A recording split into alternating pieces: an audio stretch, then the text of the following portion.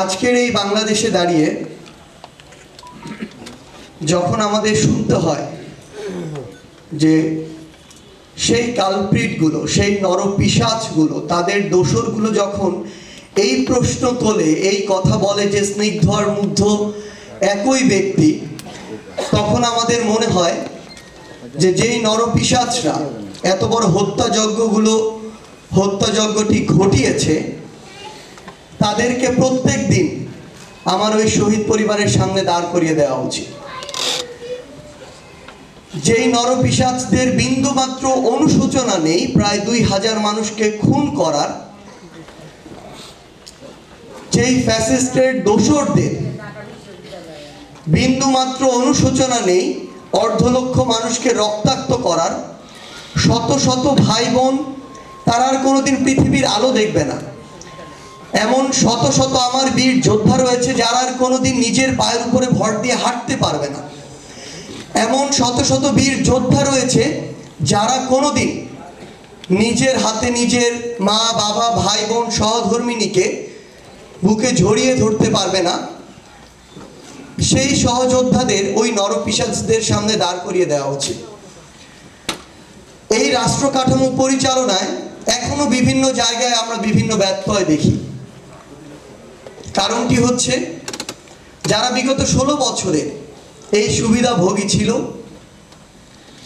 এখনো তারা বিভিন্ন চেহারায় বিভিন্ন রূপে হয় ঘাপটি মেরে আছে, না হয় গিরগিটির মতো নিজের রূপটি পাল্টিয়েছে। এবং সবচেয়ে বড় যে সমস্যাটি হচ্ছে, আমরা বিভিন্ন সিস্টেমে যখন যাই এই রাষ্ট্র কাঠামোর যৌক্তিক বিভিন্ন দাবি নিয়ে, তখন দেখি ওই মানুষগুলো এখনো তাদের জায়গা থেকে বিভিন্ন এক্সকিউজ দেখায়, অবহেলা দেখায়। আমরা আমাদের শহীদ পরিবারের, আমাদের আহত যোদ্ধাদের ফাইল নিয়ে যখন সচিবালয়ে যাই, তখনও এক টেবিল থেকে আরেক টেবিলে ফাইলটি যাওয়ার জন্য আমাদের টেবিলের সামনে দাঁড়াতে হয়। এখনো এমন অনেক রয়েছে এই পুরো রাষ্ট্র কাঠামোতে যারা চায় না এই অভ্যুত্থানটি টিকে থাকুক। আমি শতভাগ নিশ্চিত আজকে আমার সামনে আপনারা যারা দাঁড়িয়ে রয়েছেন, এই অভ্যুত্থান না হলে আপনাদের অধিকাংশই আজকে এখানে থাকতেন না। এবং আপনারা বিগত 16 বছরে বিভিন্নভাবে বিভিন্ন জায়গায় আপনাদের যোগ্যতা থাকা সত্ত্বেও অন্যায়ের শিকার হয়েছেন। এমন রাষ্ট্র ব্যবস্থা বিগত 16 বছরে এই বাংলাদেশে বিভিন্ন সময়ে বিভিন্নভাবে পরিচালিত হয়েছে। কিন্তু সবচেয়ে কষ্টের কথা হচ্ছে, এই অভ্যুত্থানের পরেও এখন বিভিন্নভাবে ওই একই বৈষম্যগুলো বিভিন্ন জায়গায় আমরা দেখতে পাচ্ছি। এবং আপনারা যখন আপনাদের কাজগুলো করতে যাচ্ছেন, তখন অযৌক্তিক বিভিন্ন দাবি নিয়ে, চাওয়া নিয়ে বিভিন্ন ব্যক্তি, গোষ্ঠী, প্রতিষ্ঠান আপনাদের সামনে এসে দাঁড়িয়ে যাচ্ছে বাধা হয়ে। আমাদের এখন সবচেয়ে গুরুত্বপূর্ণ দায়িত্ব হচ্ছে, এই জাতীয় বিশ্ববিদ্যালয়ের আমার যে 26 জন বীর শহীদ ভাই রয়েছেন, তাদের এই ছবিগুলো আমাদের সামনে রাখা। এই যে আমার সামনে ব্যাকগ্রাউন্ড রয়েছে, এই ব্যাকগ্রাউন্ডটিকে আমাদের ফোনের ওয়ালপেপার করা। তারা তো তাদের জীবন দিয়েছে। আপনাদের এখন এইসব ফ্যাসিস্টের দোসর কিংবা যারা বিভিন্নভাবে এখনো ষড়যন্ত্র করছে, তাদেরকে প্রতিহত করার জন্য ওই মনোবলটুকু ধারণ করতে হবে। এখনো যদি আগের মতো আমরা এসব ফ্যাসিস্টদেরকে কিংবা এমন বিভিন্ন বাধাকে ফেস করতে আমাদের জায়গা থেকে ভয় পাই, বিব্রত হই, বিশ্বাস করুন, যেই বাংলাদেশের স্বপ্ন আমরা দেখছি, সেই বাংলাদেশ আমরা কখনো প্রত্যাশা করতে পারি না, সেই বাংলাদেশ কখনো হবে না।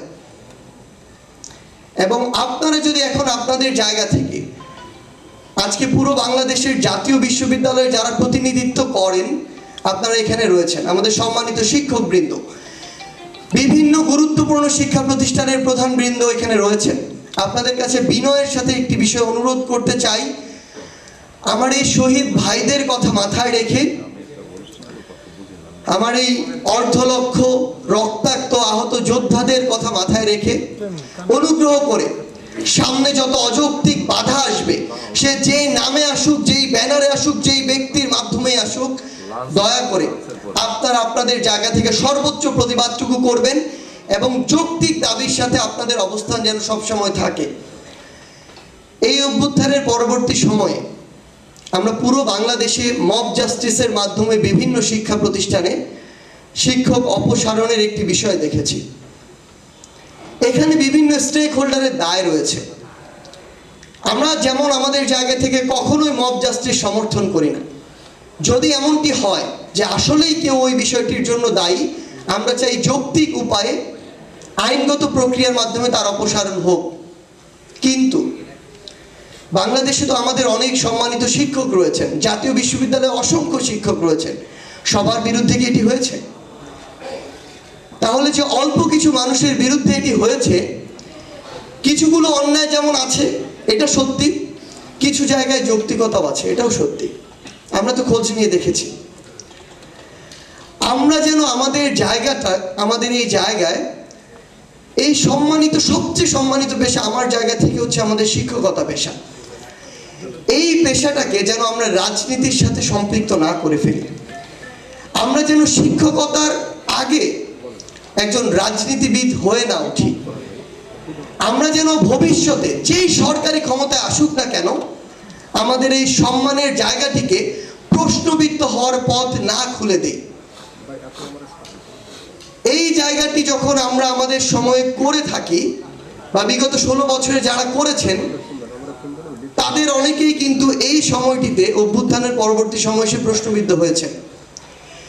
আমরা যেন আমাদের অনুগ্রহ করে ওই ব্যক্তিত্বটুকু বজায় রাখি, যেন আমার একজন শিক্ষার্থী কোনোদিনও এই স্পর্ধাটুকু দেখাতে না পারে, যেই সরকারি ক্ষমতায় আসুক না কেন, যেই পিছন থেকে চক্রান্ত করুক না কেন, ন্যূনতম তার যদি বিবেকবোধ থাকে, তিনি যেন কোনোদিন একজন শিক্ষকের বিরুদ্ধে গিয়ে কিংবা একজন শিক্ষকের সম্মানহানি হয় এই কাজটি করার যেন স্পর্ধা না দেখাতে পারেন। এই জায়গায় আমাদের প্রতিষ্ঠানে আমাদের যতটুকু দায়িত্ব, সেই দায়িত্বটুকু যেন আমরা নৈতিকতার সাথে, বিবেকবোধের সাথে, 24-এর অভ্যুত্থানের এই যে যোদ্ধা তাদের স্পিরিটের সাথে প্রাসঙ্গিক হয়ে আমাদের যেন কাজ, যেই কাজগুলো, সেই কাজগুলো যেন আমরা করি। আমাদের শহীদ পরিবারের সামনে মাথা উঁচু করে কথা বলার সাহস আমাদের নেই।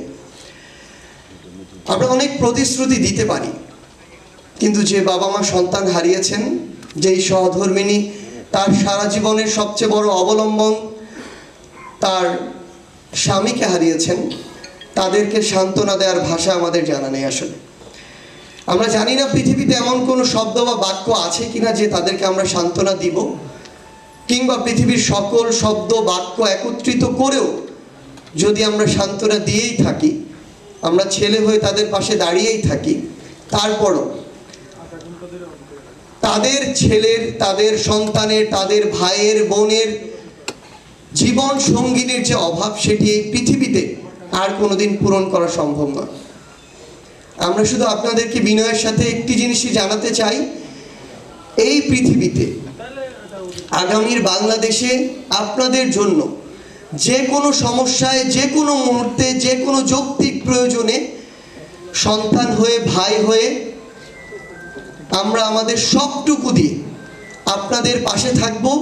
আপনাদের যে কোনো যৌক্তিক দাবি পূরণের জন্য আমাদের যদি আবারও জীবন বাজি রেখে রাজপথে দাঁড়াতে হয় ক্ষমতার পট পরিবর্তনে, আমরা আমাদের জায়গা থেকে আপনাদেরকে আজকের এই মঞ্চে কথা দিতে চাই, আমরা যতদিন বেঁচে আছি আপনাদের যে কোনো যৌক্তিক দাবির জন্য, চাওয়া পূরণে আমরা সবসময় আমাদের জীবন দিতে প্রস্তুত থাকব।